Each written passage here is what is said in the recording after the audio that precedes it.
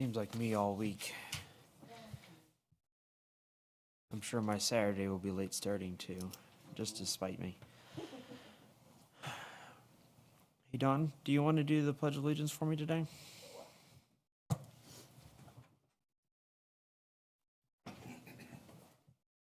pledge allegiance to the flag of the United States of America and to the republic for which it stands, one nation, under God, indivisible, with liberty and justice for all.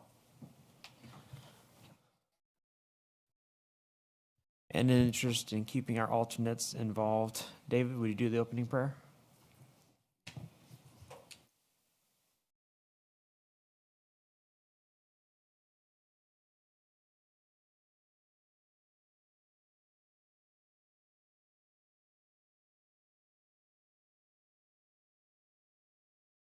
Maybe I'll have you do it more often. All right, confirmation of quorum. Yes, we do.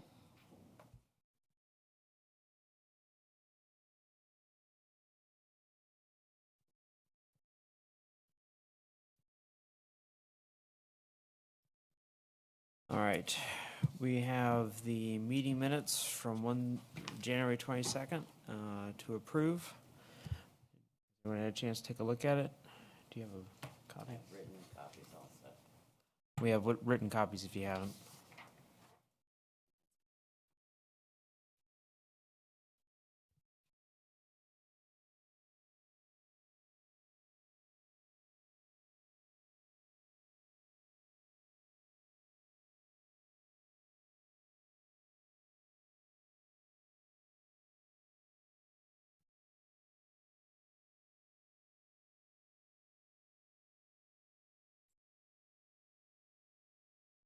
All right. The only change I see needs to be made is fixing the dates to the 22nd and 26th for meeting. We may want to add that we decided to have the presentation, to keep the presentation on the 27th. I think that goes with the items on the back. Okay. Everyone okay with that? Yes? I'm seeing heads nodding, so we'll go with it.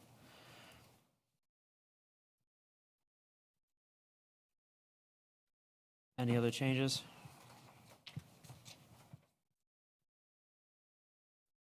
All right, I'll entertain a motion to pass the, A motion to approve minutes as they are with the changes. I second. all right, it's been motioned and seconded. All in favor? Aye. Aye. Any opposed? Okay. So those are approved with the minor changes. Okay.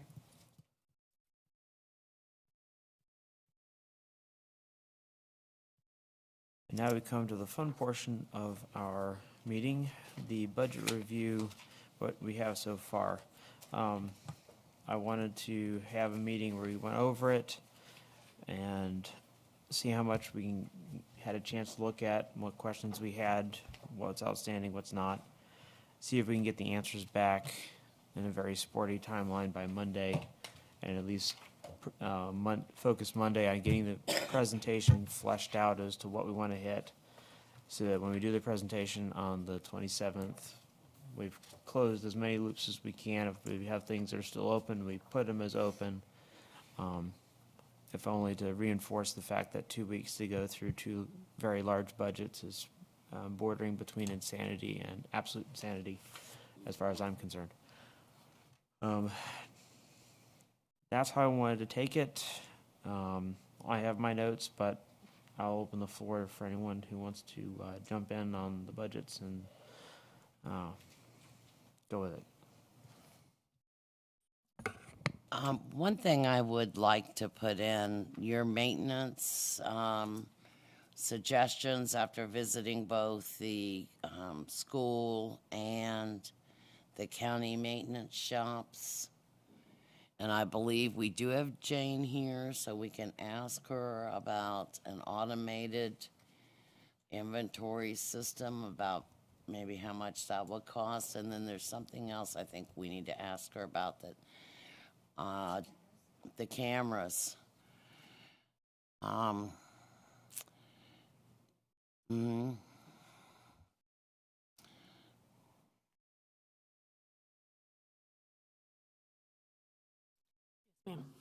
okay.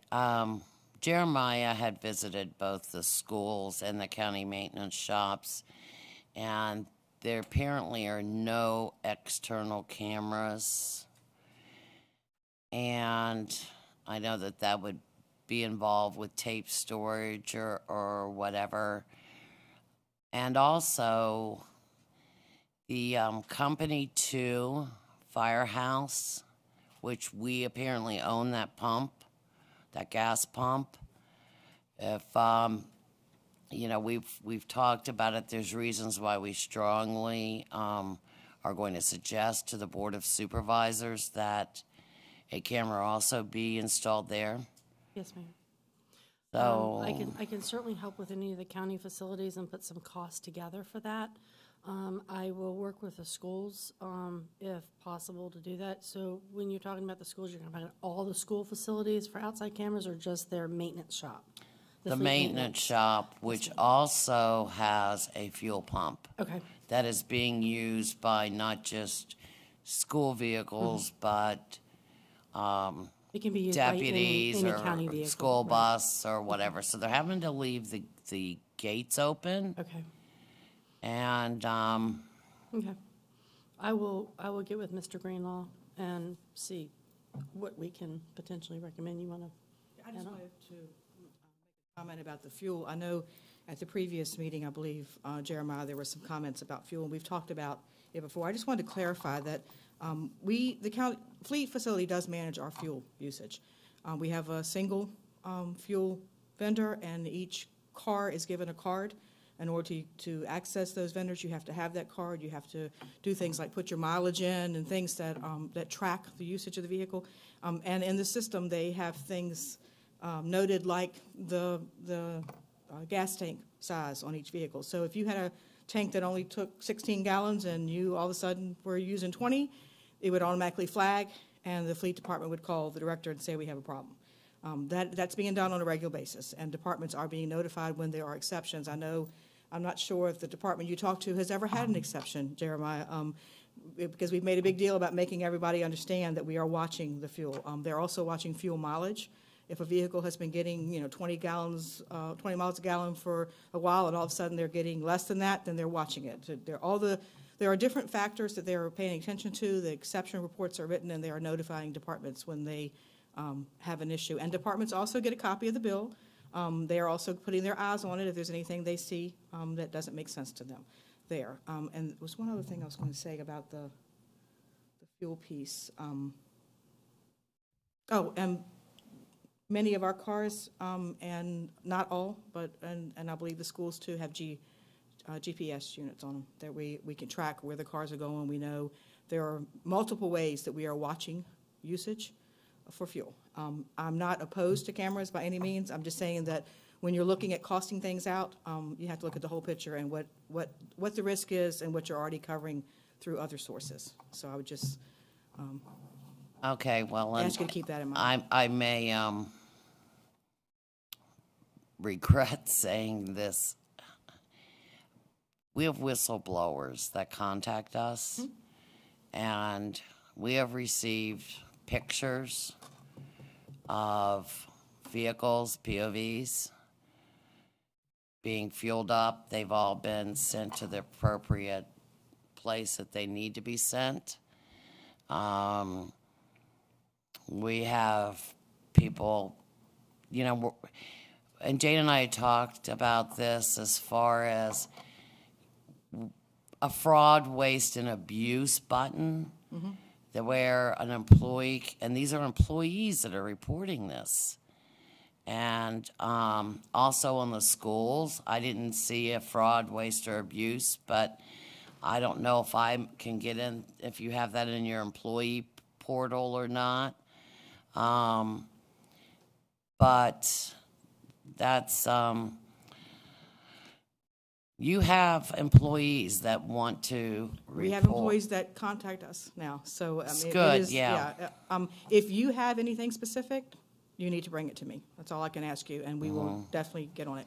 Okay, well, And the more this- specific, the better. I mean, a general comment to us is very hard to manage. And I know the person that provides the comment might understand what they're saying, but there are details that we need to make these things happen. So if you have details, please provide them to us. We are constantly, when we are notified, we are on these things, so.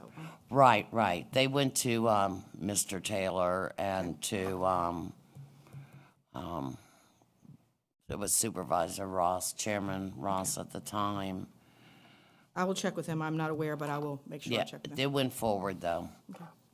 Hey, Mary, I'm going to have to ask you to check up on something for me, because when I was talking with the maintenance facilities, and I asked them specifically about monitoring the fuel miles per gallon for maintenance issues, they said they don't do that. They don't at the department level. It's done at Fleet.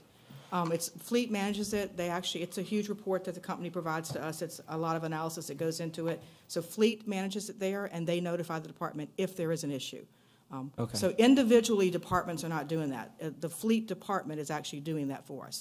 We are trying to make them actually become a full-service fleet. They're not just down there changing oil. They're actually watching our vehicles. It's important to them to know the mileage on a vehicle, too. Or the gas mileage on a vehicle. So they are managing it. The departments are not doing that level of analysis. Okay, that may have been a misunderstanding on their part. We did ask specifically about those GPS trackers, and there is a good number of them at the last time I heard that are not working at all. I can check with them and So see. I please haven't check been and told that see yet. which ones are which, or how many are actually operating. Okay.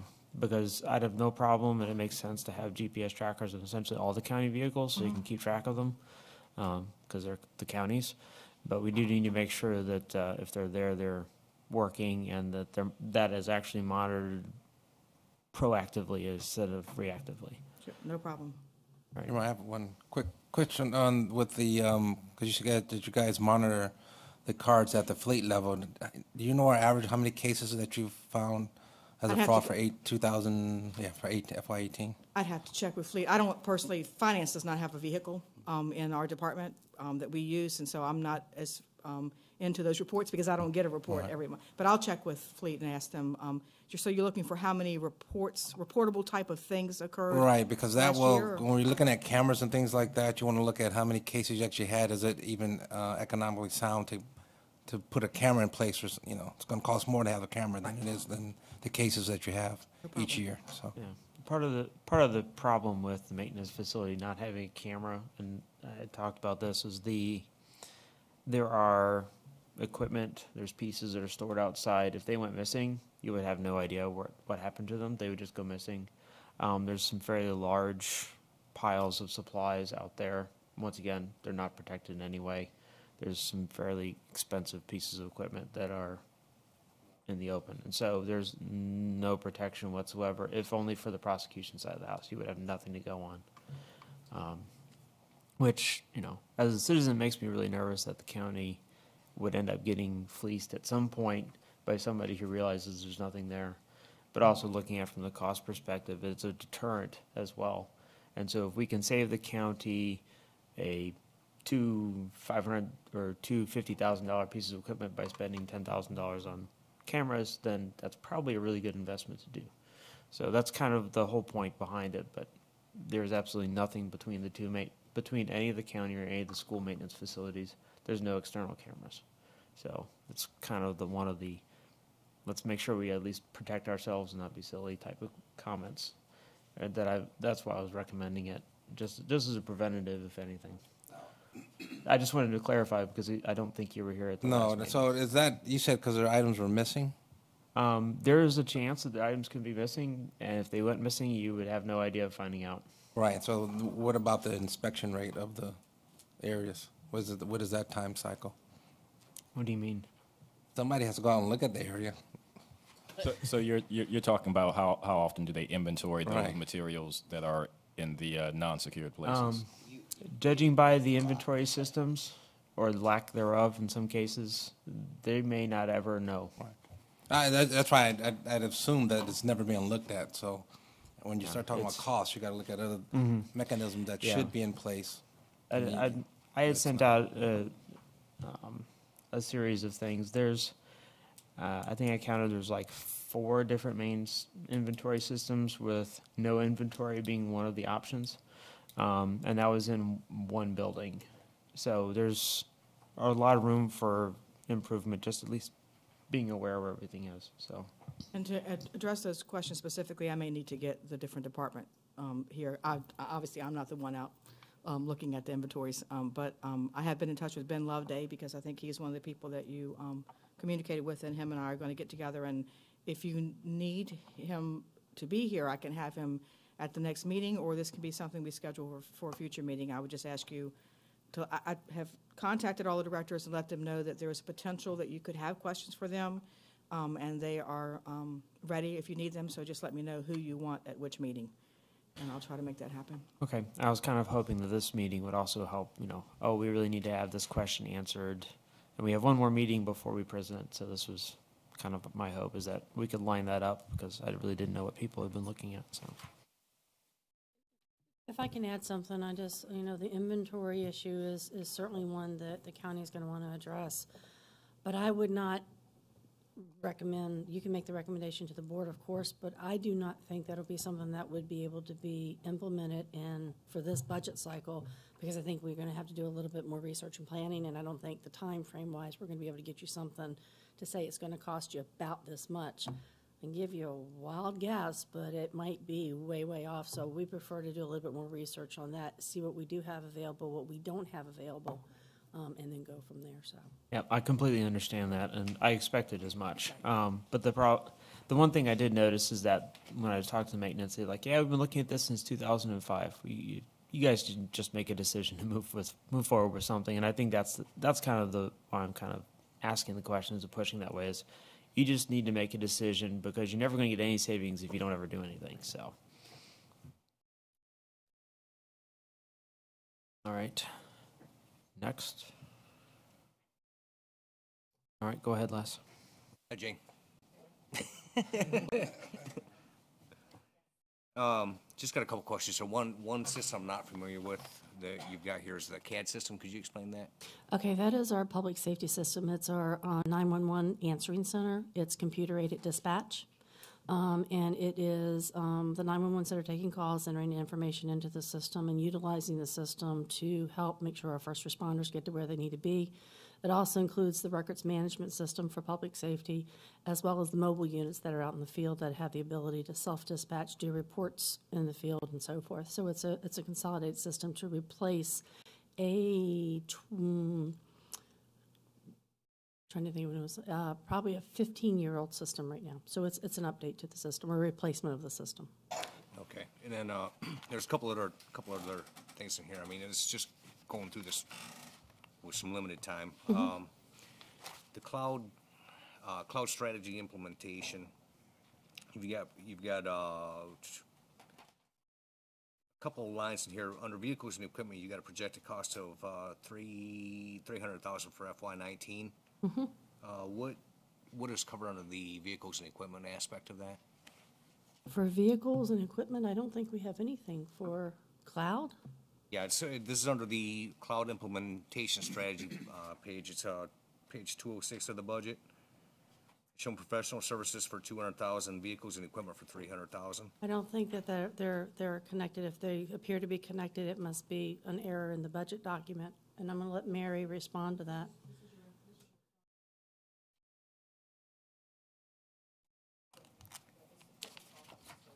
For those many people watching on video, they're checking on the side computer. It's under equipment.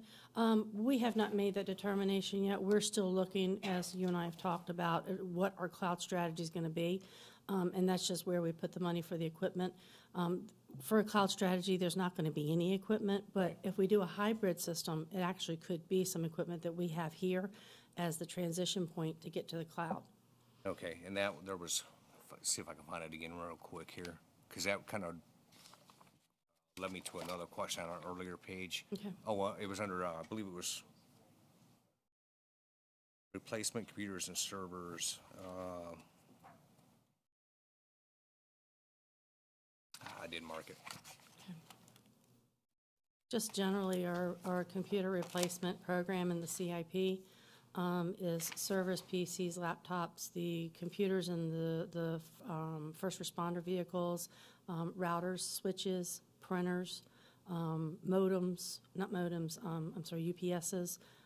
It could be any plethora of type of technical equipment, so it's just not servers and computers. It's the whole range of hardware equipment.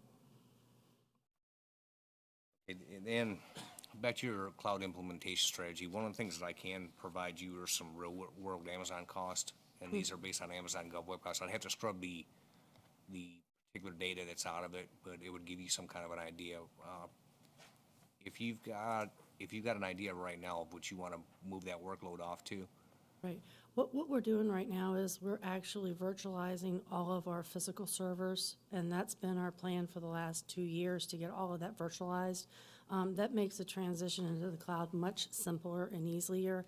And if something happens where it doesn't work in the cloud, it also makes it easier for us to transfer it back out of the cloud, back into a virtualized state. So that is just part of a bigger plan. To get us to into the cloud where it is appropriate for county services.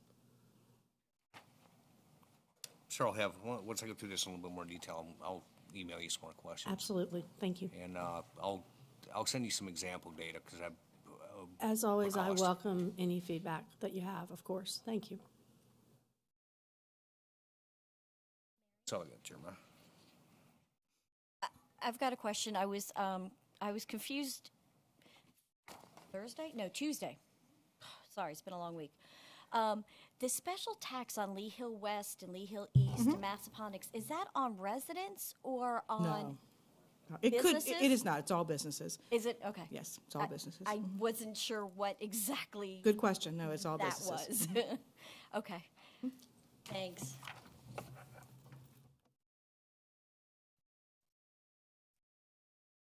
I thought it was a great project. Greg, got anything? No, not at this time. All right, Sean? No.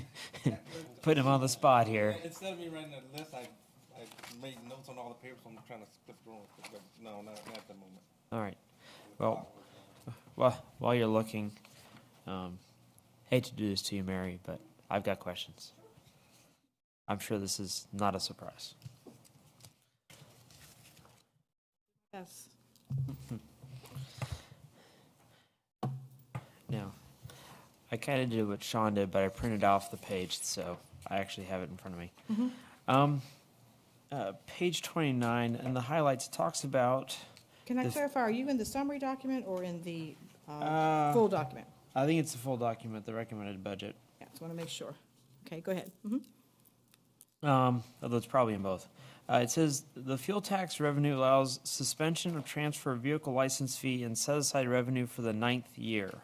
Is there a plan to get rid of that if that's keeps being deferred or turned off or? We've only been able to defer it because we have not needed that revenue to fund the transportation costs. There are projects in the CIP, transportation projects, that are going to require that we issue debt and that we then have funding to pay that debt service. So we do a 5-year projection. You'll find it in the document for the general fund, utilities, and transportation fund, trying to look at what we anticipate will happen, revenues and expenditures, and what will happen as far on the expenditure side, debt service for bond issuances that are necessary through the capital improvements plan. And when we look at that, we realize we're going to have to, at some point, have that additional funding there. What we've asked them to do this year is, many years ago when they set up those special service districts, and when we were just getting into the transportation business, the board also, on their own, it's nothing that, it's not like other localities do this, but they had us set aside 10% of any new revenues generated in those areas. And they were all tied to Cosner Corner, Harrison Crossing, big commercial developments, and they knew they were going to have transportation issues in that area, so they wanted to put money aside to make that happen. So we tracked it for a couple years, and then we got to the point where there weren't as many transportation needs that need to be funded as there were general fund needs, and so we delayed those transfers. We've been tracking them every year. We know what could have been transferred. But it's a very time-consuming, very, it's not computerized at all. It takes a lot of just physical sitting down and going through documents to make it happen. So this year, in looking at that CIP, we know we're going to have to transfer that set aside, more than that set aside. We're going to have to, in Bonnie's proposal, I think it gets up to $3 million a year. I can't get my hands on that slide quick enough. But because we know that we're going to need more than those set-asides, we're asking the board to eliminate that process because it is so time-consuming to do, and just understand that we're going to need that money, and if we're going to need that money, we're going to transfer it from the general fund, whether it comes from 10% of something in that district or whether it comes from sales tax wide. So we have been fortunate that we've been able to do that because we have needed it to balance the general fund, but we know that cannot continue. The other thing that happened that allowed us to delay it for a while was the gas tax. Once we joined VRE, we had the gas tax revenue that gave us a different source to fund that debt service. So that allowed us to not have to transfer the set-asides and to be able to use the gas tax. And so now there's some pretty significant transportation projects in the CIP, which I'm sure you've noticed. And when we go to borrow that funding, I believe everyone in there is bond referendum approved. The voters have approved or authorized the board to borrow the money if they need to. And GO funding is the cheapest way to issue bonds to pay for a project like that. And so when it comes time to actually draw that, to issue those bonds and pay those costs associated with those capital projects, we will need to pay the debt service. And at that point, we will have to transfer that money, Jeremiah. Okay, so I was just trying to figure out, because the next bullet says 673,370 accumulated set-asides to be used to balance the transportation fund. Is that the 700,000 reference just above it? That is what we've actually had set aside over the years when we were trying to find out where you're reading that from. You said page 29? Page 29, and Or budget highlights. 34 in the big budget book. Okay, thank you. All right. My software version must be a little old. 34 is, okay, yeah, this is, it's part of the budget highlights. Yeah, that 673 is what we had accumulated when we were actually tracking the set-asides a couple years ago. And that's been sitting there, and we've suggested that this year they go ahead and transfer that over, use that funding this year, and then realize that they're going to have to increase that funding in future years. Okay, and that would eliminate the set-aside tracking because the set-asides are being used then. Okay. I wanted to make sure I understood what that was actually telling me. I have a question on that page when Now, when you come down the latter part of that page, since apparently mine is off by 5 pages, the Economic Development Opportunities Fund, what is that increase for? I wasn't able to locate it in the time I had. The Economic Development Opportunities Fund is the fund where we actually fund economic development incentives. That's the bulk of it. That fund also, the EDA owns the South Point facility where the visitor center is located at South Point. There's a little bit of mortgage payment that's due on that debt service. But other than that, that Economic Development Opportunities Fund. Now, there's an ED budget in the general fund that funds Mr. Ramore and his staff for the work they do. But this is the Opportunities Fund where we actually have to transfer any incentives that we do for, like the Lidl, when we brought Lidl into the company, those type of incentives go through there. This will be, I'd have to get you the exact numbers, Jeremiah. I don't have them in front of me, but it will include Lidl, and there are a couple other incentives that the board has approved that we will now need to continue to do each year. Okay, so the increase is related to current funding, current opportunities that are That are being already funded. approved, yes. Okay. There would be things that the board has already approved. All right. I was looking at the school food service item. It goes up 11%. And the amount that's listed in the county budget is $1,123,840 as an increase.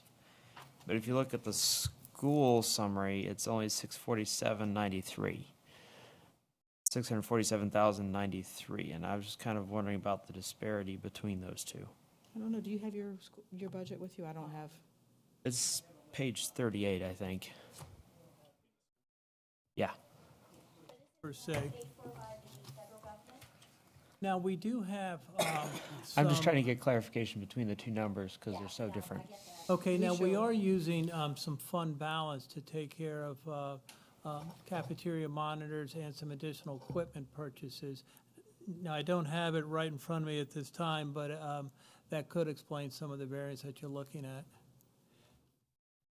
I don't have that book with me. Well, here, you can borrow mine. Ask and it will be found. Sure, I think to clarify too, that is funded through federal, state, and it is also where the cost of lunches is funded through there too, right, Phil? Yeah, okay. Which line It- item? I knew there's multiple items that come into it. It's the page 38, expenditure summary, all funds, food service. The increase of the food service between the two, the county's increase is almost double the schools listed. And I'm trying to understand why the county is so much higher, especially since I know there are state and federal funds that also get applied. If anything, I would have expected the reverse. We're gonna have to look and see. I mean, we pull these numbers from the school. LaShawn or Marcia or Phil would have provided them to us. There could be something with the way they're reporting it here. As Phil pointed out, they are using $800,000 of their fund balance because they have some equipment things they need to purchase in the cafeterias. And I'm not sure how that's reflected in their budget. And this is a summary of all expenditures right here, and I think that you're probably looking at the county portion. Is that where you're getting the No, this disparity is at? all. Yeah, the county is almost double what the school has listed. And so I'm mean- trying to needle my way through understanding why it's so different. We'll have to get you the details. Yeah, Okay. yeah, my guess is that we're dealing with the fund balance portion for the funding, but I need to confirm that for you, which I can do tomorrow. Yes. So, Okay. okay. Okay. They are in the food service department. They are employees, but they're in the food service department. I was just wondering if maybe that was That could be part of it, yep.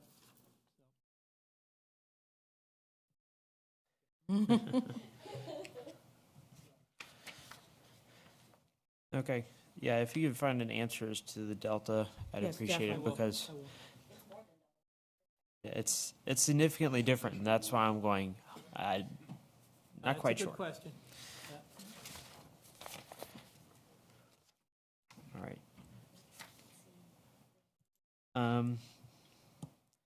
The Economic Opportunities Reserve, the copy I have, Mary, is 155, so it's probably page 160 in the county budget. I just wanted to understand, we have an economics, we just talked about the Economic Development Opportunities Fund.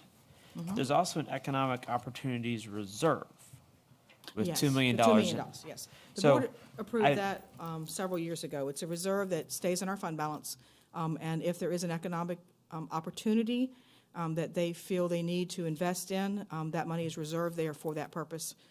And if there is, part of our policy says if there is ever any excess fund balance available, we are to replenish that at that point. But Okay. it's for incentives or anything that may, an economic opportunity that they want to address, because otherwise, we are funding it through this general operating budget. So it's Okay. having the money available. So it's kind of like a pool, so to speak. Has that ever been used? I mean, has there ever been a $2 million outlay in any given year? I don't know that there's ever been a $2 million outlay in a single year. Now, we have had some long-term Lidl's agreement is over a period of time. They have to do certain things, they get a certain amount back. We actually refund them back a portion of some of the business taxes, that type of thing, over years. And over those years, it may be a total of more than $2 million, but I don't know that there's ever been any single event with a $2 million. But that's not to say it couldn't happen. Okay. Mr. Ramore will tell you that he has lots of opportunities that he is working with all the time. No, it's fine. It's just taking into account how you describe the increase for the Economic Development Opportunities Fund. It does seem a bit duplicative with this other fund. What happens sometimes is those agreements have a variety of levels on them.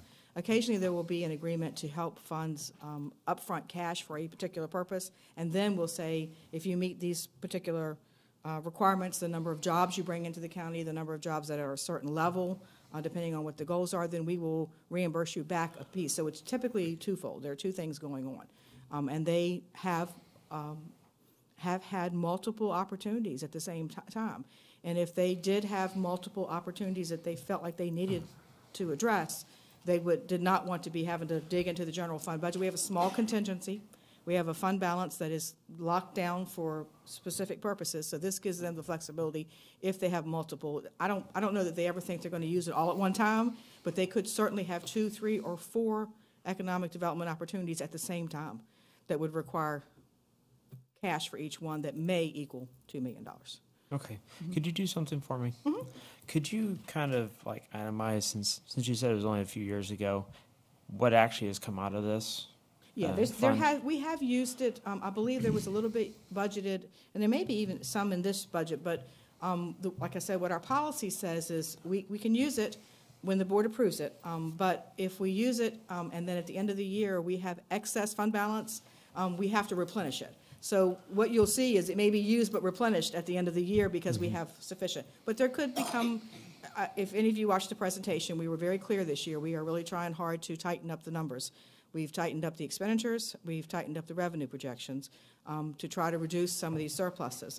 That means that there will not be extra fund balance for them to use. And so if that is the case, we may, and we do start to do this, we could see this go down without excess fund balance to replenish it. We have been fortunate that we have had excesses. I know that, well, fortunate maybe is depending on the person, but what you typically see in these documents is the $2 million is replenished every year because there is excess fund balance. And at the end of fiscal year 19, the fund balance, the excess fund balance, the balance that is above all the different allocations, is $185,000, much smaller than what it has been in the past.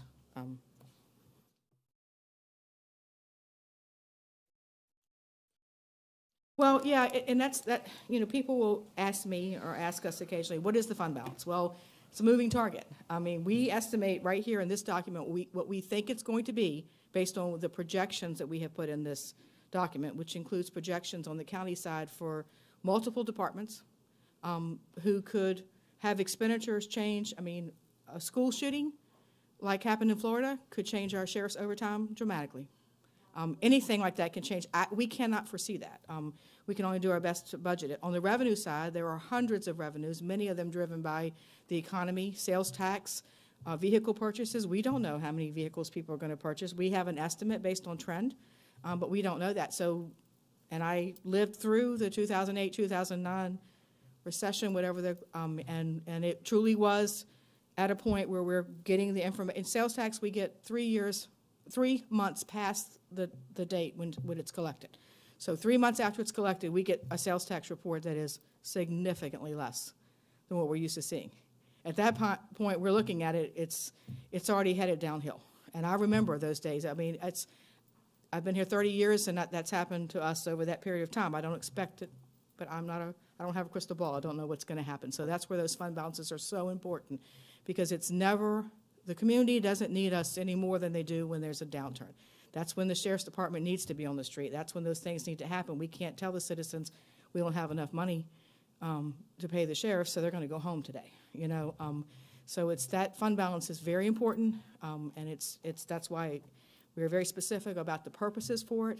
It's laid out in the fiscal policy when we can use it and why we can use it, because we want to make sure that if there is an issue, that we continue to provide the services, at least the basic services this community expects. So. Okay, now I'm going to have to apologize to the people over here that I thought this numbers on my software version matched the printed version. Oh. And they don't. So I think the rest of the questions I have are actually related to the school budget. I was flipping through both of them. Can I ask her then? Oh, yes, go right ahead. Okay, Mary, if we go back to page 34, under compensation. So this funding to implement the year 2 of the county's 3-year implementation. Yes. I mean, I understand what happened last year, and part of the 2%, it went to 1.3, and the rest of that helped fund Evergreen. And here, I just had the question on, it says 0.5% for employees with 3 and 12 years of service. That's, those new tiers are added in fiscal year 19. In 18, when we implemented the compensation study and Mr. Taylor presented his plan, we talked about a future plan that would include longevity, so that we do not have compression issues that we had in the past, where employees were complaining that I've been here for 10 years and I'm making the same amount as a person that got hired yesterday, because when cost of living adjustments are given, they typically increase the scale. The whole scale goes up. So if you hire a new person after cost of living, that person gets paid the same thing as the person who was here last year. The only way you move up that scale is through what we refer to as merit increases. Now what they're being referred to here is longevity increases. So Mr. Taylor's plan was to add those 2 increments in there. And those will be the last 2, I believe, that will be added. So what the plan will call for is each year we will have a cost of living based on the CPI. And then for those people that reach that 3-year point, they will get another 0.5%. If someone reaches the 5-year point, they'll get a 1%. 12, they'll get another 0.5%. 10 years, they'll get another 1%, and then 15 will get another 1%. And then we still have 2 more years of the compensation study. When we implemented it last year, we did the cost of living first, and then we did the 5, 10, and 15-year longevity piece. Then we took the salaries of those people, of everybody, and said, now where does that salary fall out on the new scale? And if there were some employees who still, according to the compensation study, needed to have their salaries increased. In those cases, we gave them 1/3 of that in fiscal year 18. They will get the 2nd third in 19, and they will get the 3rd third in 20. So we still have to continue to do that, and then they will, the plan is to always have a cost of living and a longevity, but not everyone will get a longevity. You'll only get them when you meet those particular spots on the scale or years. Okay, Does thanks. that answer your question? Yeah, I don't think that, a lot of folks don't realize that last year, the COLA, so to speak, was 1.3% for county employees. It was not 2%. Yes. So, The COLA is typically, we try to base it on the CPI. The CPI changes every year. It could be 2% one year, it could be 0.5% the next year. So the plan that Mr. Taylor presented said it will be based on that factor every year. So we have to wait for that data to come out before we know what the cost of living will be. And this year it is, when we did the recommended budget, it was 2%. We did not have the final cost of living that is noted the month that we're actually going to get that information. I think it's 2.1 maybe. I have to check with Bonnie on that, but it may be a bit different than the 2% on the final number. Mary, what is CPI? Consumer Price Index. Yeah, it's a very complicated calculation that is a standard calculation done to try to estimate how things have increased in cost. There are lots of debate about the value of it, I'll be honest with you, but it is a respected calculation that to some extent determines how things have increased cost-wise in the nation. So.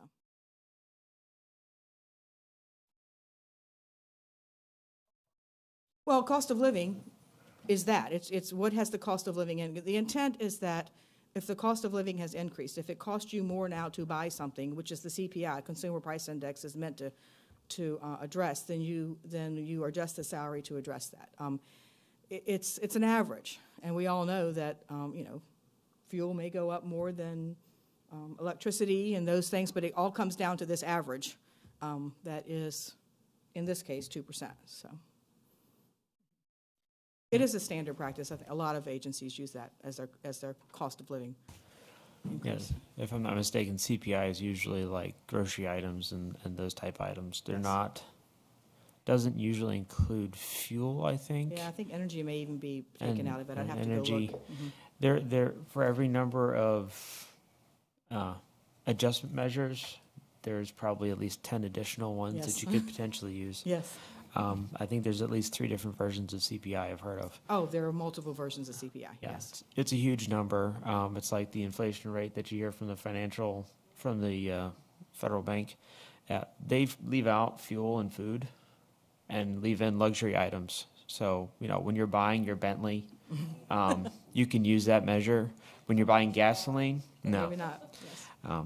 And I would think that gasoline would be more pertinent, but since more people buy it than Bentleys. Although if you have money for Bentleys, I'm open. So, is that everything for the county? No, one more thing. Oh. You may know it. Are we getting 24/7 ALS at all 11 stations? Mr. Taylor's recommended budget was to phase that in. There was a proposal that Mr. Taylor actually talked about if they wanted to go to the 85-cent tax rate.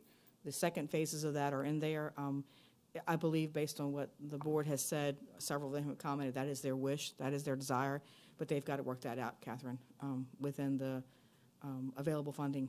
But it is mentioned in, part of it is phased in Mr. Taylor's recommendation, and it is also noted, if you look at Mr. Taylor's slides, the balance of it is in other options they can do if they go to 85 cents. Because I noticed that Chancellor Volunteer, their allocation and everything was reduced quite a bit. So I didn't know, is it? That probably has to do with the level of service they're providing at those. Those allocations are to some extent based on the hours that they're at different sites, and I believe Chancellor is one that has not been able to volunteer at some of the stations they have in the past. But I'd have to check with Jay to confirm that. Anything else? I would just say, too, I will take these notes down and I will get back to you. If there's anything else that you think about, please email us. And like I said, our departments are willing to be here.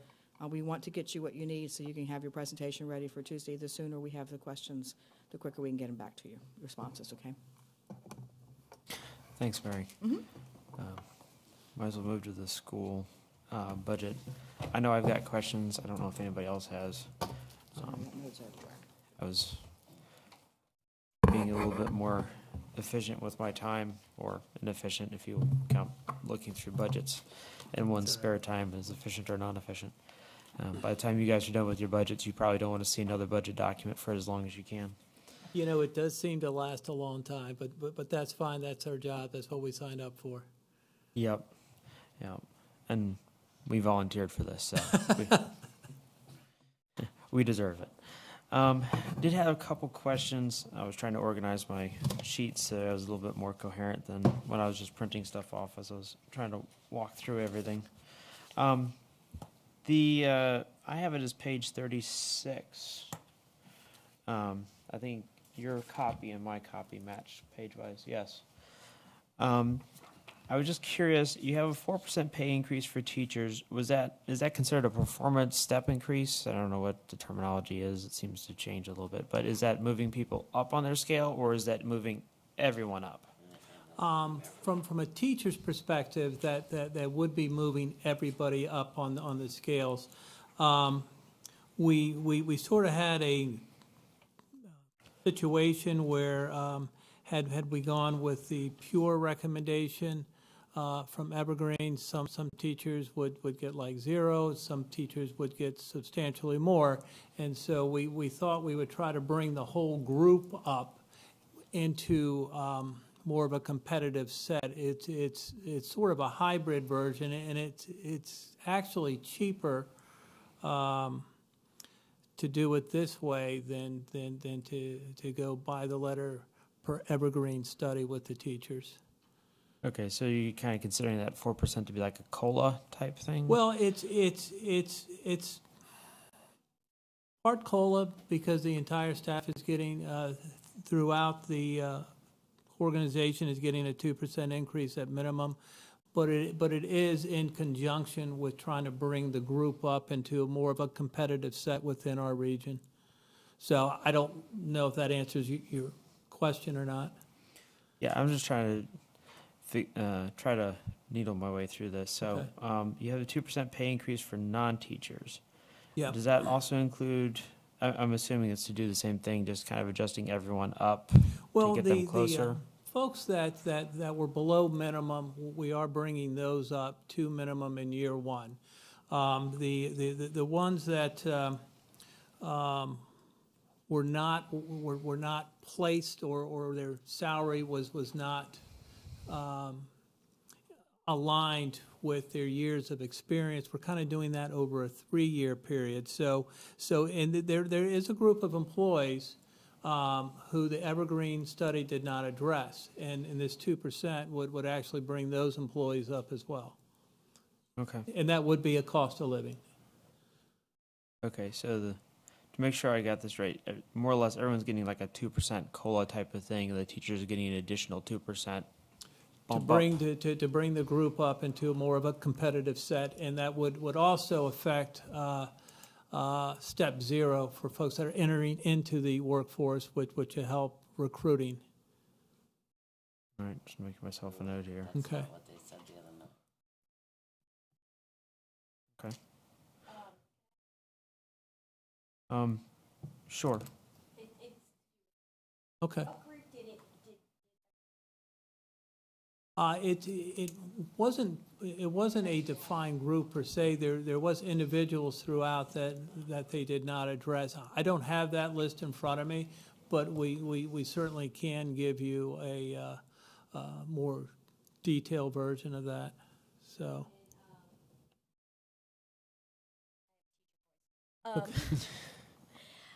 Another question is, well, too, and they probably kind of go together. Is this going to help with those teachers that,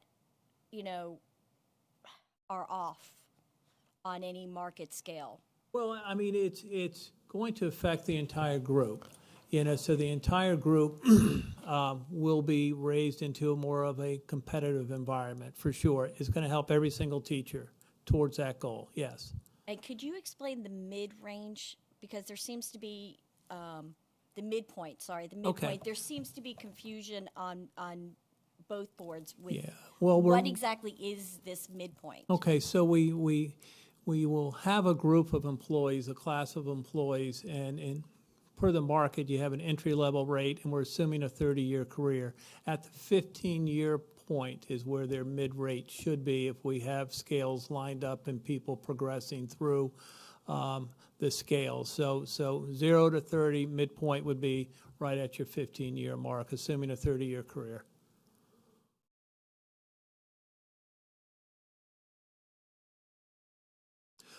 If you wanted to compare that over to the county, yeah.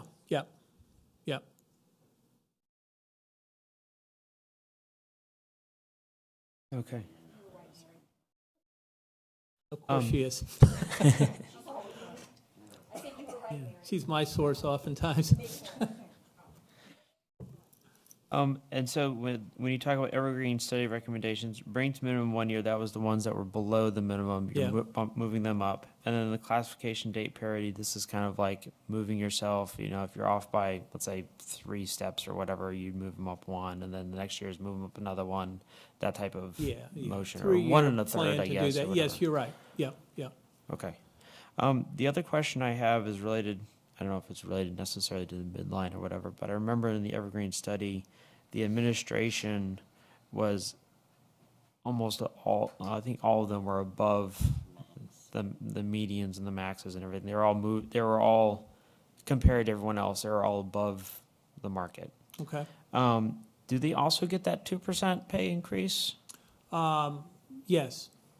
Did you look at the Did you look at the cost of doing that versus perhaps not doing it for them this year, especially since they're so high, and moving that to the teacher pay increase, which is apparently an extremely competitive field, to try and move that scale up a little bit more? Yeah, we did look at that. I can't recite the number off the top of my head. I can find that for you. It's probably not as significant as you think.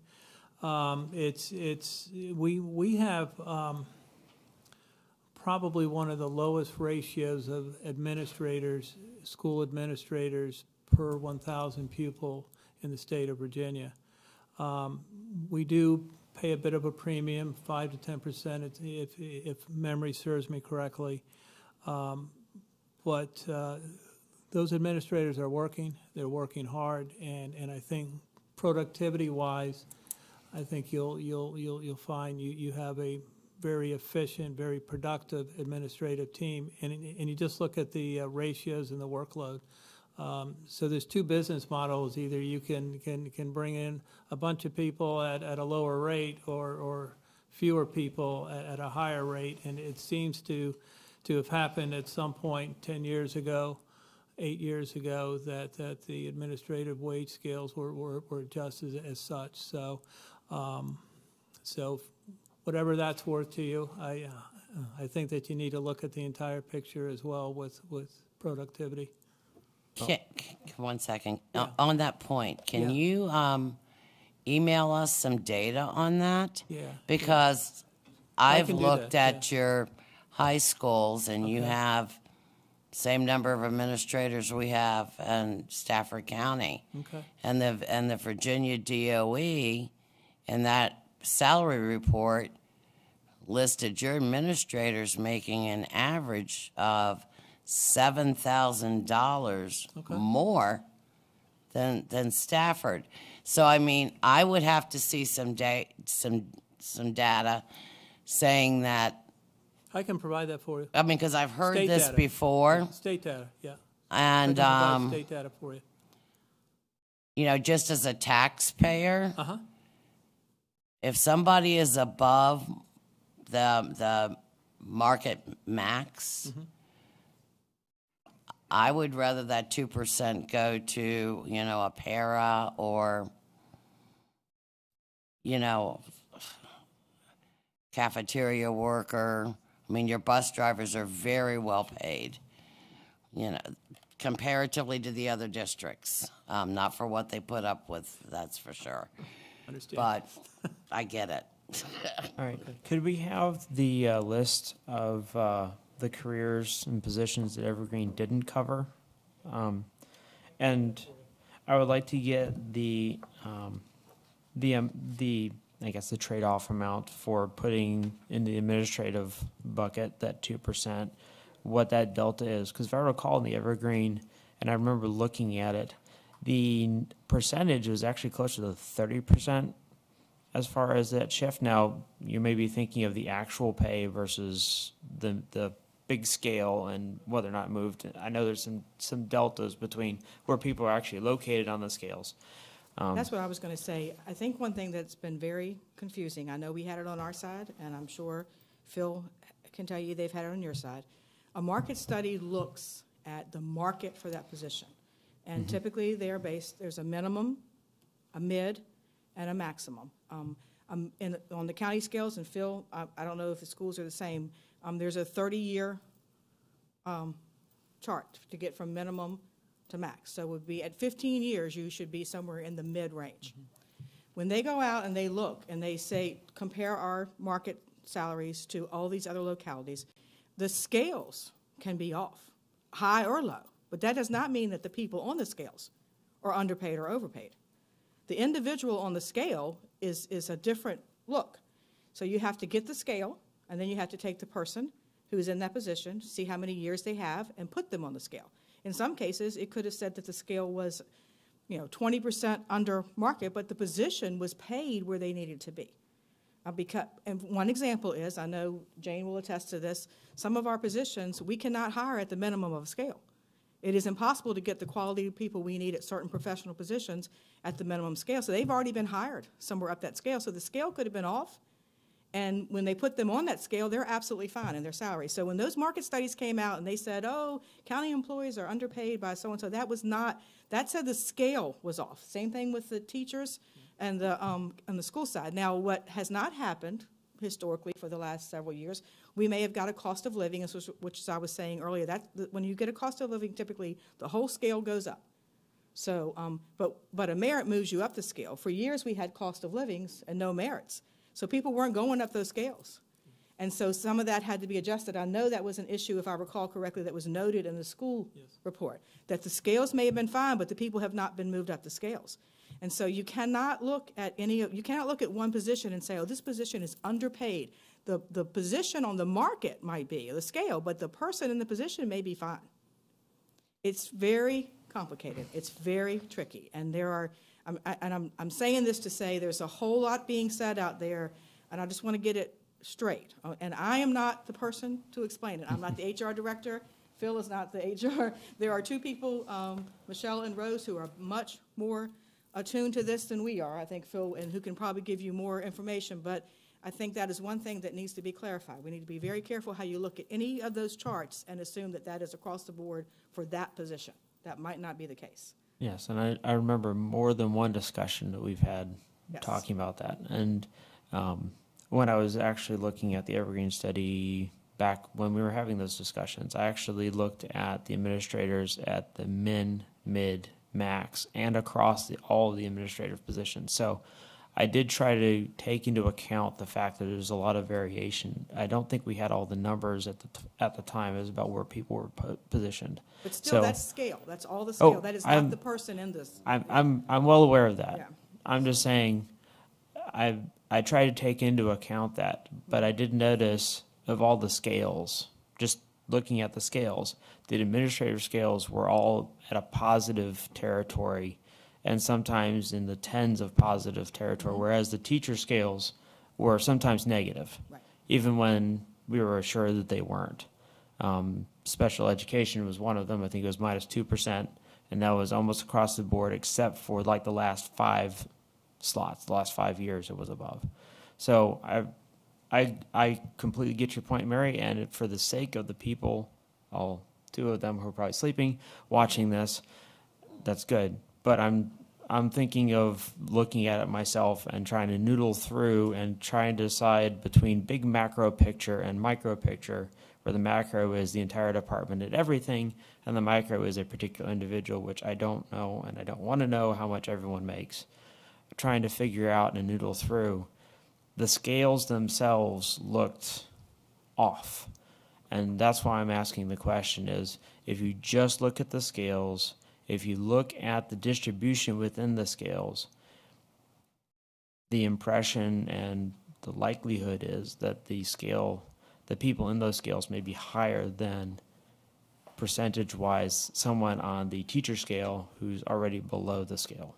Does that make sense? You could have a scale that is 10% above market, and yet the person in that position needs an increase because they are at the minimum of that scale and they have 10 years of service. And when you move them up the scale, you find out the salary they're in is not where they need to be. The scale is just a scale. It's just a place that tells you where to place them. Until you have the detail about that person and their tenure, you do not know how it's going to impact individually. And so I caution people and I had to do it on our side. A lot of employees looked at some of those numbers and said, oh, my position is 20% underpaid. I'm going to get a 20% increase. That's not the way it works. It's very complicated. And like I said, it could be a scale is over market and that actually the positions still need to be increased because the scale needs to move down, but they need to move up that scale. Mm-hmm. I Which can is give why you I was... a real-life example if you want one. I'd be happy to. I don't mind. I do want to make sure I just wrap this up with this comment. That's why I was asking for the value or the dollar amount, not like, this scale, this scale, this scale. I just want the gross amount because I want to at least have a magnitude of what the delta, because I don't know how many administrators there are. I don't know what their scales are and stuff like that, but I want to at least know what the value is so we can have if you have a raw amount of money and a raw amount of money, it's at least somewhat of an apples-to-apples comparison. If I'm talking about a position on a scale which may or may not be in the right spot, and another position on a different scale which may or may not be in the right spot, then you're not even talking about the same things. Okay, so are you looking for the valuation of the 2% increase applied to administrators? Is that what you're looking for? Just as a gross number, yes. Okay, yeah. I can get that for you. Yep. Go ahead, Catherine, ask you a question. On page, and you don't have the book, do you? 54. 54. Okay. Yeah. I wanted to ask about the retiree prescription drug program. Is that like a Medicare Part D, or is that, I noticed that you are refunding prescription drugs, doing refunds to individuals, or is that what you're refunding a year? I'm going to have to get back to you on that. Okay. Because I don't know the answer to that question. Do you know how much the school division, as the employer, pays for, once your retirees hit Medicare age, they come off of Anthem and they go on that? Do you know how much you all pay as the employer share? Because the employee pays $38. No, but I can get an answer It's for for you. Medicare supplement plan, I assume. Okay, and I'll get an answer to that for you. Okay. And I apologize for not having that answer. No, that's, So- no, that's fine. That's fine. That's,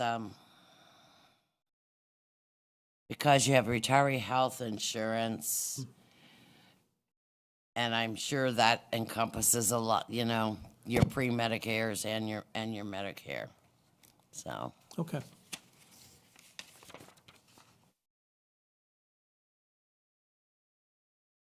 All right. I've got another question here. Okay. It's kind of multi-part, and I'll try and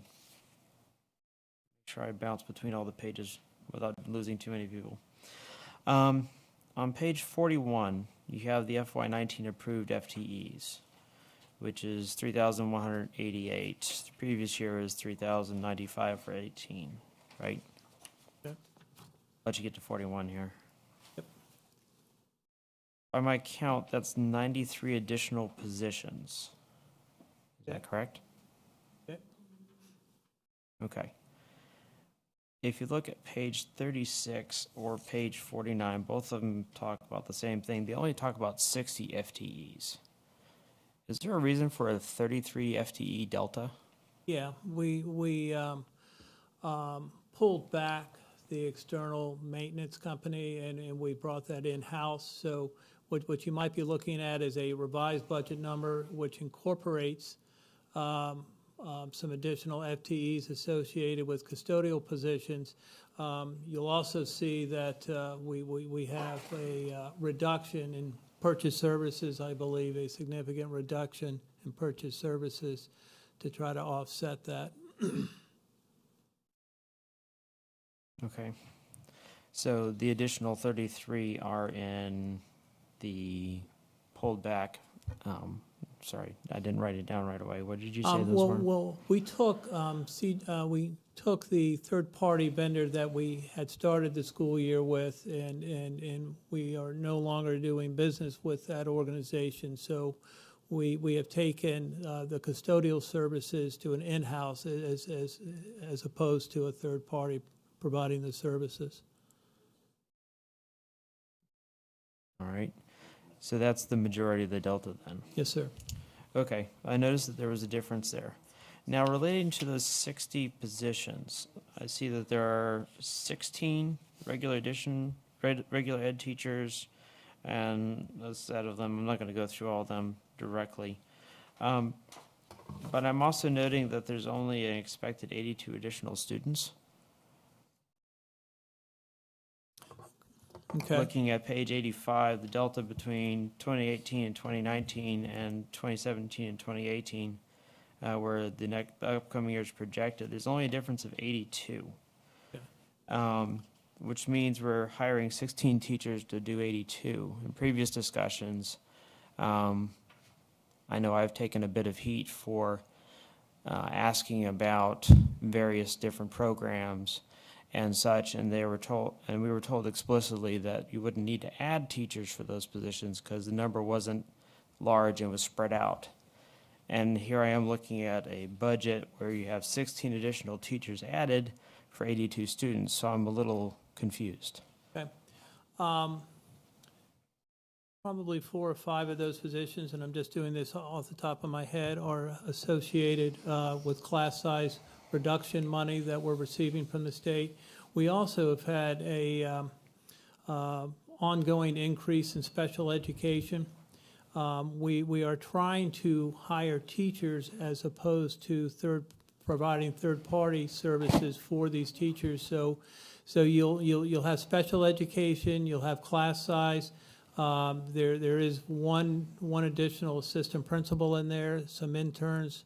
I'm just looking for the list now. It's on page 49 if you're looking. 49? There are 12 special education. Okay, There are good. 16 regular education teachers, and that's specifically what I'm looking at. Okay. Because I'm not entirely sure, I was trying to understand how 82 can increase that number so much. Okay. Well, again, we have class size reductions. We also have a population. How much class size reduction do you get with that? How much money? How much, I mean, are you changing the class size from 25 to 24, or are we talking we were about trying from 25 to 24.95? We are trying to bring them within compliance so we can receive the money. We had an additional 4 schools, I believe, that qualified for it in FY19, and I need to confirm that, but I believe it was like 4 schools, and that will bring the class sizes. I can't give you a per pupil ratio right now. Can certainly provide that for you tomorrow. Could you please do so? Yeah. Because I want to understand these numbers, partially because I've been burnt so much off of just looking at programs, which is what I'm volunteered here to do. Yeah. I want to make sure that I understand what is being done and why, because I know I'll get questions related to this, and I want to make sure I understand it precisely. I also, while you're doing that, I don't expect you to have it off the top of your head. You have one gifted resource teacher. How many of those do we have? I'm just curious because I don't know. Not sure, but I can find out for you in the morning. Sir, are those 4 you were talking about Title I schools? Are those the ones you were talking about that just got the Title I status? I can't answer that. Lost money this year on Ari Lee did, yes. So Yeah, but we still had the same amount of schools, but they went to different places, and you have to keep those, K through 3 has to be below 24. So I'm just wondering if those were the schools they're talking about. either way, I just would like to have that clarified precisely because 16 over, was it 30 schools? Probably it's not going to reduce any one number all that much. If I can bring up something. Do we know for sure if those 16 are going to be spread out over the 30 schools or specifically? That's why I'm asking the question. We don't know. And there's, with 30 schools, that's maybe 1 per every 2 schools, which is very low impact as far as the overall count. Now, I understand that there are ratios at very low levels between particular grades, but that's why I want to know the answer precisely, because I believe there's more elementary schools than any other schools in the county. And then if you're only putting 1 per elementary school, are you really reducing the student load at all? Well, they are going, one thing I can assure you of, that they will be going to very specific areas that the instruction team has identified that they need to bolster. It's not a shotgun approach where, we're just going to throw 1 teacher in for each elementary school. There are specific needs. And one position off the top of my head is a sign language. They're very much directed. Well, excellent. So We'll get please that include answer. that in the list. Yeah. And you were saying that there's, and I'm looking at it now, roughly an 82 student increase over the coming fiscal year. Is that? Yep, that's what's listed on there. It's on page 85, and I think Yeah, I was a looking page or at that. 2 afterwards, they have the annual daily membership. And I did want to ask, do you have any idea why there's such a drop? I mean, it's pretty consistent at 23,000 and about 250 plus or minus about 50. And then the last 2 years, it drops fairly precipitously by 300. And then the budget for this year has it up, it has it at, or for the budget for this year has it 22,833. And then we have the number rebounding by almost 300 to 23,175. Okay, can you show me the page that you're on, sir? One moment, please. Okay. Page 85 has the student enrollment trends. Okay, What I'm looking at is, I think it's page 86. I'm confirming that since. okay. Look like this, ADM? Yeah, it's the average daily membership. Did you have any reason why the average daily membership has been so precipitously dropping and then your budget, you're projecting it rebounding? Yeah. And in fact, you can just drive down the road and see the various construction sites that are going on. Construction is happening. What we've done is we've gone through the county's future projected developments, and we've gone development by development.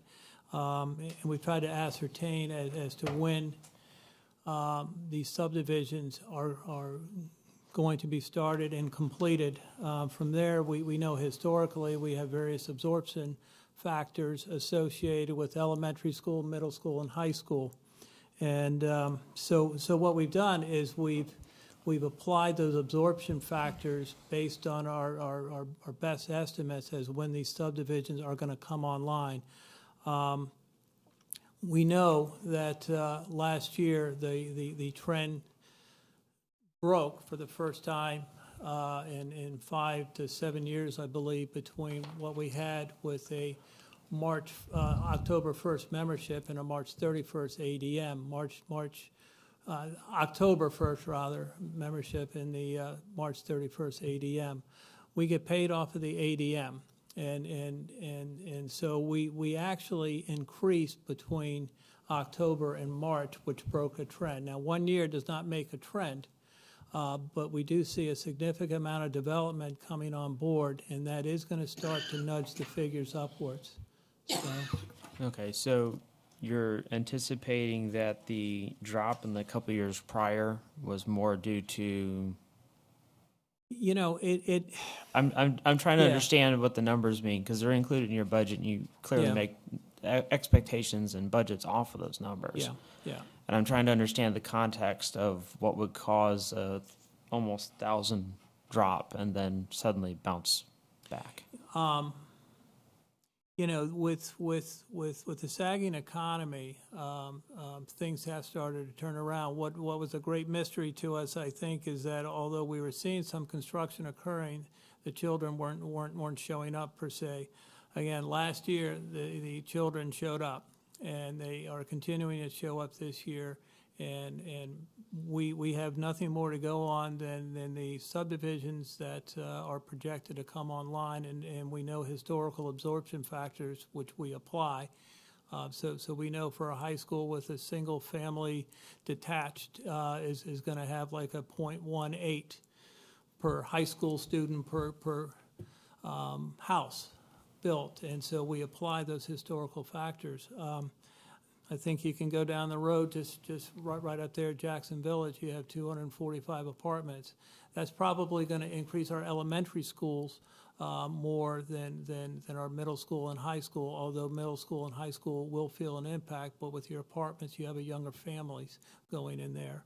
A more established family is going to have a single family home, and so they'll have less on the elementary and more on the secondary. So there is a method to the madness. It's definitely not throwing a dart, and it was days of analyzing each subdivision and then just trying to talk to county staff about assumptions. It's all a little crystal ballish. There's no exact science to this, but there was a very definitive methodology in place to try to come up with some estimates. Okay. I knew there was some feel to the art, and I wanted Yes, there is. I wanted to ask those questions specifically related to that. Yeah. Do you guys do you keep track of what your previous estimates were and how much off you were, and use that to feed in the future estimates? Yeah, I mean, last year in FY17, we had thought we were going to lose students, and we gained some students. And so we absolutely look at the trends, and that is something that we get factored in. The situation that we had this year is that if you look back like 8 years, 7 of those years we lost students. Last year we broke the trend. Now, 1 year doesn't make a trend. So we do believe, and the numbers of students in our schools substantiate that we are increasing. So, you know, we try to be conservative. The worst thing we can do is overproject students and base a budget off of that. And then come March 31st, where you have a $500,000 hole, and then have to find some way to fill that hole. So, I mean, it's a delicate balance that we try to maintain going through this process. And we're very cognizant that we have to make our numbers, very cognizant of that. So. Okay. You have. No.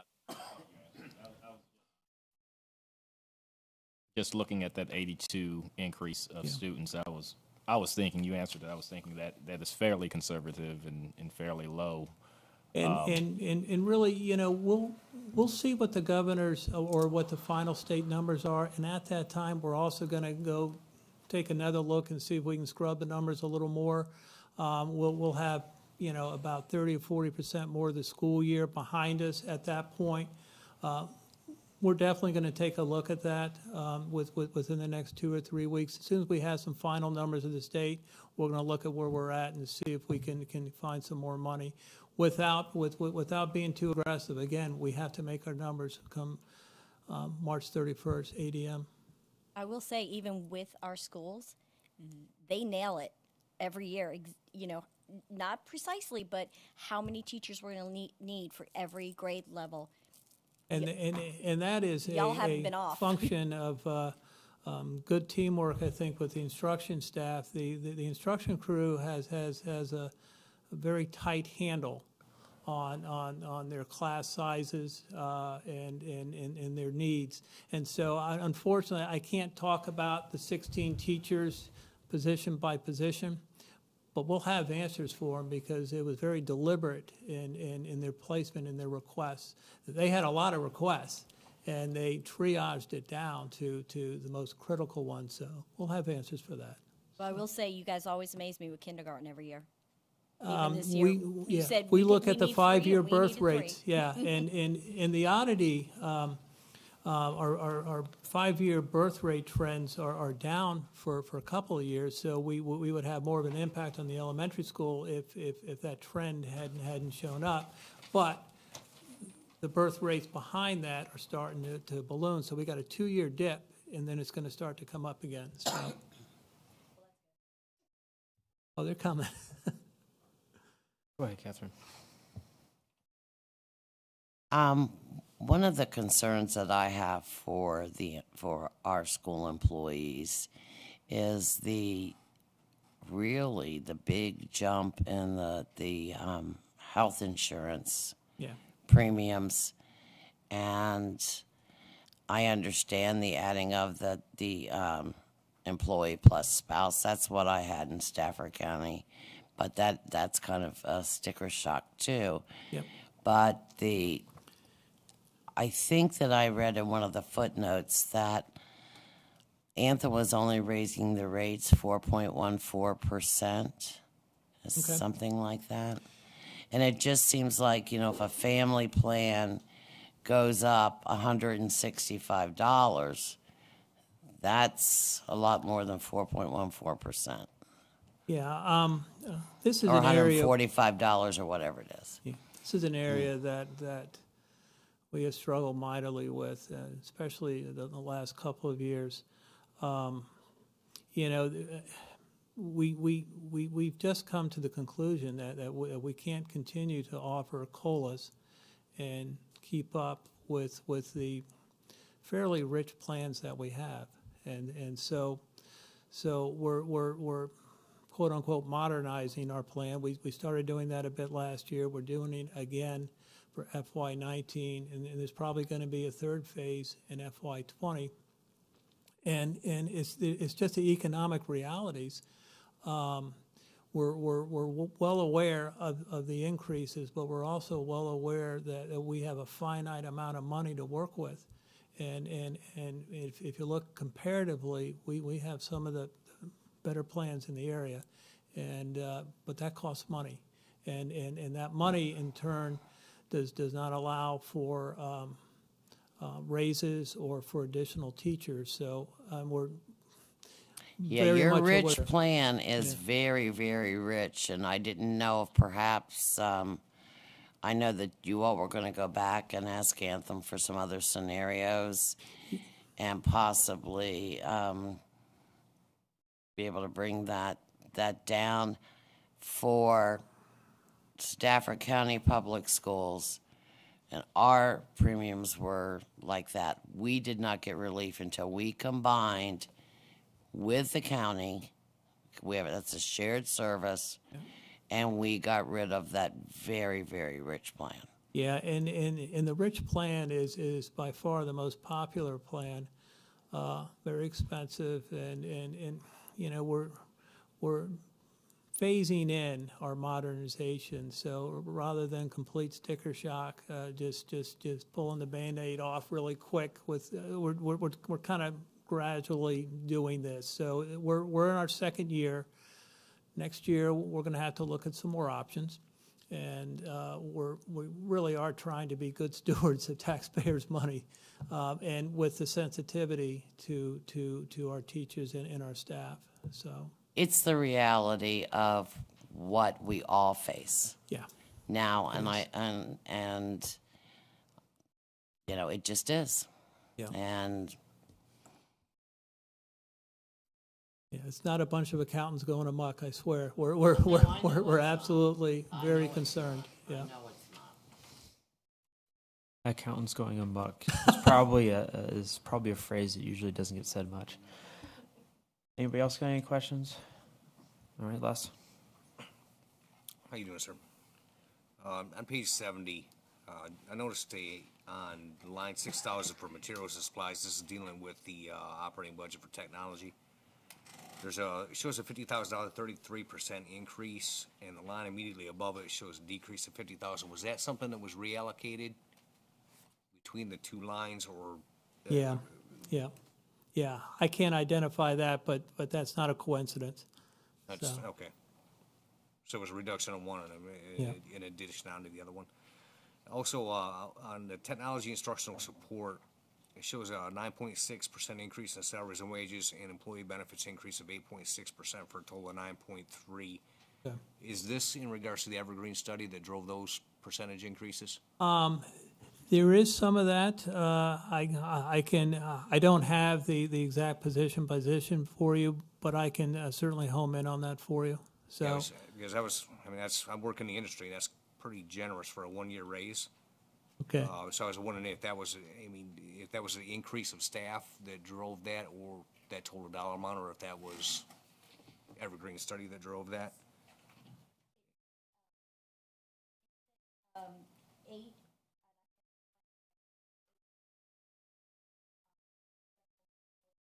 Page 49. True. Thank you. Yeah. 49, yes.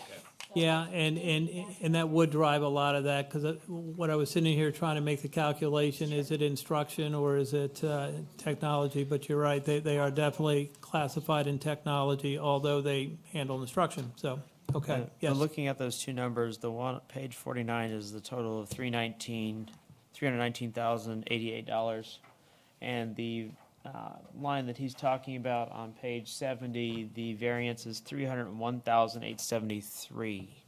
So unless somebody took a $20,000 cut, Yeah. those numbers, What are the two pages again? I'm sorry. page 49 49. and page 70. Now, page 49, we also include the benefits, so. Oh, sure you it know, would. Yeah. Fully loaded. That may explain some of the delta. talking about Page 70, 179, it's the benefits underneath. page 7, no, this line.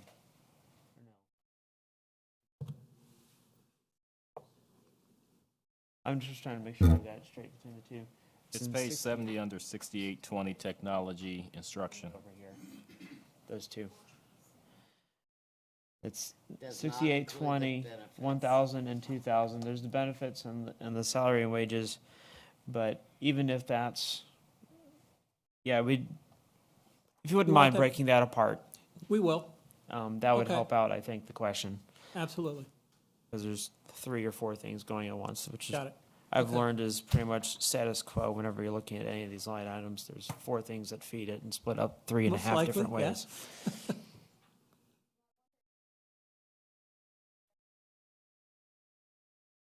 Salary and benefits, and the one here, salary, benefits, and raises. Yeah, and I think that's the case, but even then, the number 9.6 and 8.6 probably still don't, Yeah. they don't add up evenly in my head. We'll get that broken down. So for you. I think we just need to have a breakdown saying this is the number going to raises, this is the number going to positions, et cetera, et cetera. Okay. Anything else? Okay. I have one last question, but I saved it to the end because I wasn't sure what type of, how this would end up. Given the unfortunate events in the last week, it's been on the news nonstop, ad nauseum. Thankfully, Olympics are on, so it provides some change in discourse. In the strategies 171 on page 17, you talk about increasing student safety with architectural improvements and such. I wanted to ask, how is this being done? What fund do you pull out of this? Is this like CIP type funding? And the other question I wanted to ask is, are you guys talking with like the sheriff's department to make sure that whatever improvements you're doing address future possibilities as opposed to what's happened in the past? Because Yeah. one thing I did notice, and this is kind of the completion of the thought, is last week it was the equivalent of an insider threat Yeah. where he knew your protocols and he avoided all the security stuff at the front desk. And so I don't want to belabor it. I just want to ask, are you guys consulting with the sheriff's department to maybe figure out a faster, more common loop than every 5 years to come up with these as new strategies are used, unfortunately? And how are you guys covering that? And I know Okay. this is the giant loaded weapon No, bomb type yeah. of question. No, that's fine. so. That's fine. Now, I don't handle the school security aspect of it, but I can tell you that the schools and the sheriff's department work very closely. The sheriff's department is great. They're absolutely fantastic. And they're always helpful with advice. And so I do know that there is ongoing dialogue between the schools and the sheriff's department. They're always open to offer suggestions and to help us. As far as the CIP, we have altered a significant number of our schools' entrances, so people can't come straight in. They're going to be fed through the office. Procedurally, you're right. It sounds like there was some sort of breakdown, but I don't know the full report of what happened in Florida. But we are in Spotsylvania County altering entrances to make sure that they don't have free access to the building. So No, I understand, and I didn't expect like a solid answer, but I would. It is my recommendation, as thinking about this and dealing with secure facilities, and among all sorts of different reasons. I would make sure that you try and, we'll call it game it or whatever, but try to make sure that what you're doing covers the issues. I understand you like change the door so you can't enter, but I have also seen more than one occasion a door on facilities that shouldn't have anything propped open because someone wanted to go out and get a smoke, someone was loading their car, and I'm pretty better sure. not be smoking on school grounds. Yes, but you understand what I mean, though, Yeah, is that I do. there are you can't rely on any one thing to be the end all be all solution, Yeah. and a defense in depth is really the way to go, and so that's why I wanted to suggest, we're in the budget season. Now is probably the time to think about it while it's fresh in your head and say, okay, is there anything we can do in a rather short turnaround? I'm not talking like restructuring everything, but this is probably the time of the year to say, maybe we do a real quick cross-check and make sure what we have in place as a first line of defense is really adequate. Okay, And this is just me thinking about the problem. It's on everyone's minds. sure. And it would not make sense to me to say, well, my strategy says in 4 more years I'm going to worry about this. This is something they need to have on a more regular basis. Yeah, So, yeah. But the threat is from within. yes, which makes it challenging. So we are, speaking as one of the 2 school teachers on here, we train for this. We drill and drill and drill, and exactly what those personnel and kids did in Florida is exactly what we've been trained to do.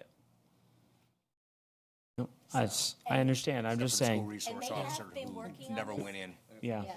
Jeremiah, they have been working on this. Like, I could just give you an example of Ari Lee. They have redone the whole front of the area. Now, my classroom has no door. My classroom has partition walls. Kindergarten has no walls. However, we now have doors to that area, and they are big doors. Would I rather concrete walls? Yes. And a door. I've been asking for a door for 12 years.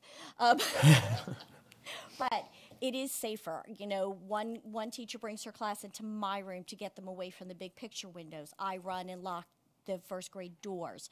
So we have been working towards improving safety at many of the schools. I don't know how Battlefield is. I haven't been in Battlefield in years, but they're in a similar situation, except their walls don't go all the way to the ceiling, so they would have a hard time hiding. But it's definitely being looked at, and we work closely with the sheriff's office. When we do our drills, the sheriff is there trying to get in our doors, and he will tell us if we're alive or dead. Oh, when they rattle your doors, it just... Well, We have to tell the kids, it's okay, guys, they're gonna rattle the doors. Don't yell. And they don't. So the kids are trained, we're trained. I'm just thinking of the defense in-depth type question, and I wanted to at least ask it. Next door to the courthouse, we've been on lockdown because somebody decided they didn't want to go to court. Anyway, I saved that one for last because I That's figured fine. that I was risking a long discussion. No, it's fine. You can ask anything. That's fine. Anything, huh? No. I may not be able to answer, as we can tell, but I'll get the answers. I can promise you. I believe so. It's going to be 2 sentences. I don't have that See if you can make it answer. 3. It's been ongoing, and they've made significant progress. I can say that, but I can't give you a definitive answer.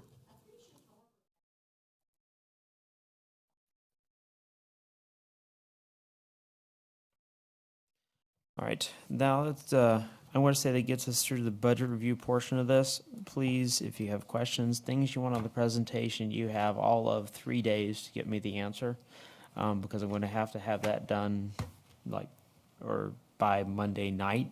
So I really don't want to be talking about this till midnight and then spend another 2 hours or hour trying to put this together and sending it there, because then my presentation will involve me sleeping and someone else pushing the buttons.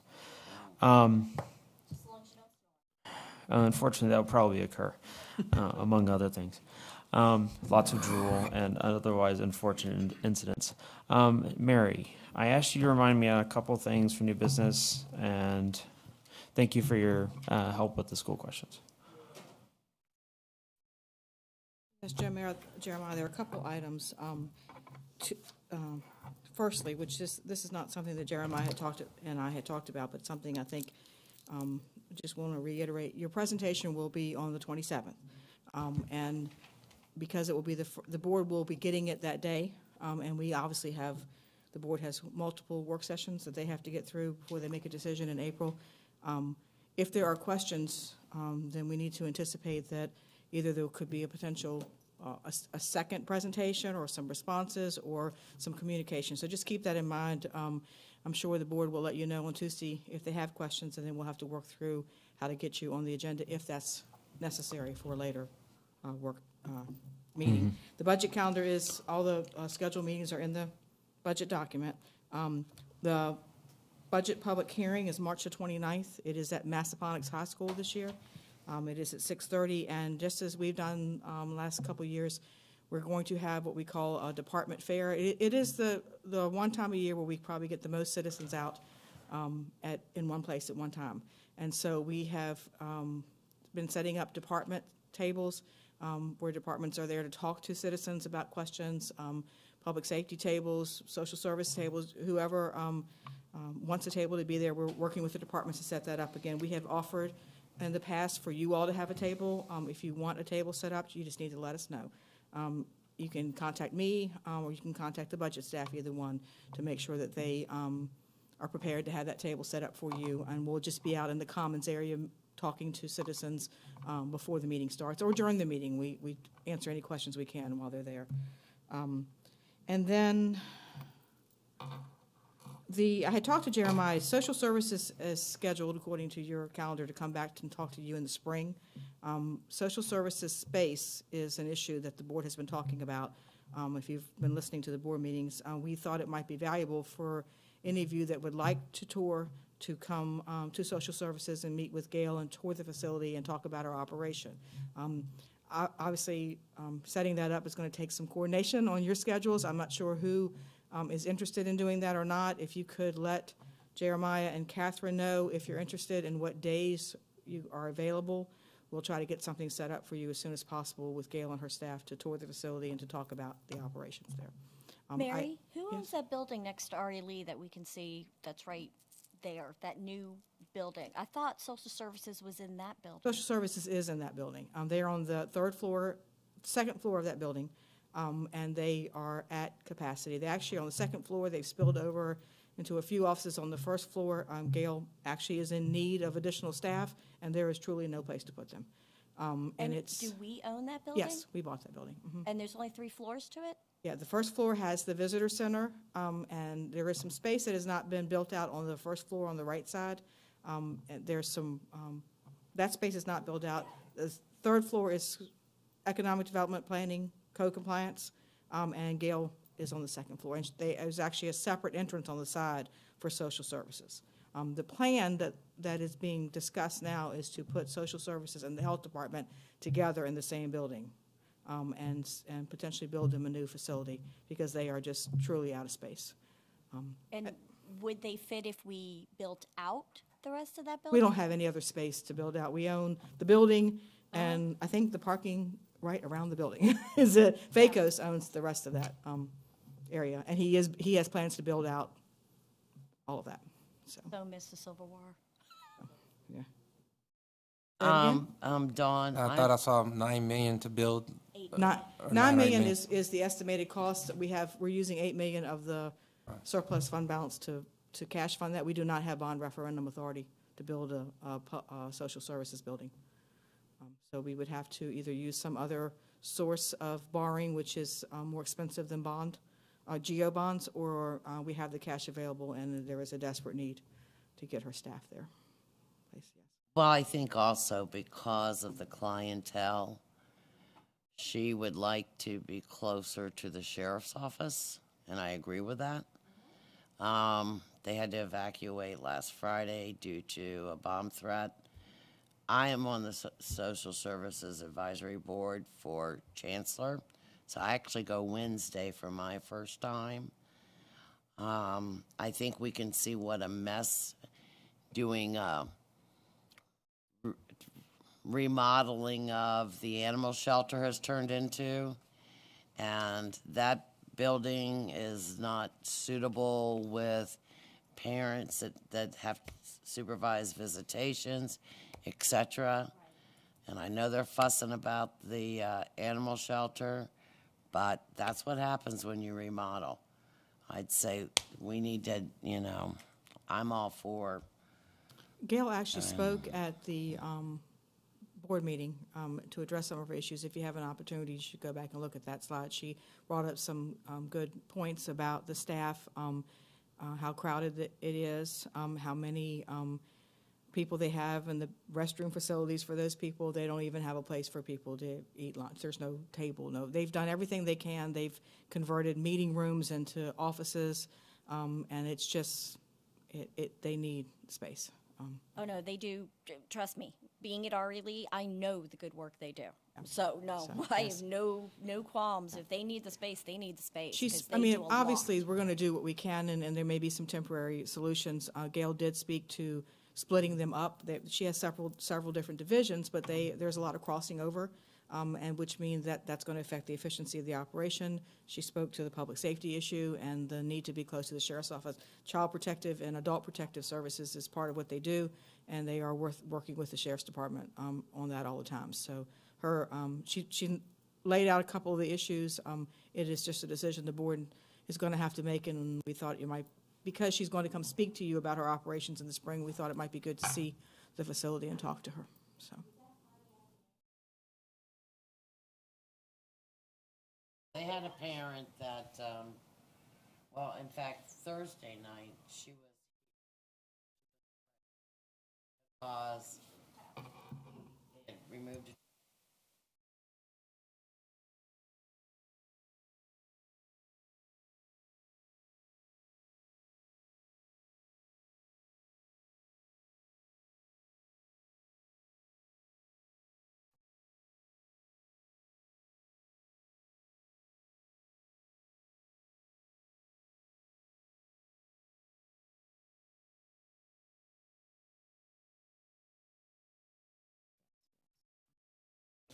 And just one last thing, like I said, directors are available if you need them Monday night. The sooner you let me know, the better. So if there's someone in particular you'd like to have here Monday night, because I know that will be your final night of wrapping up, please let me know, okay?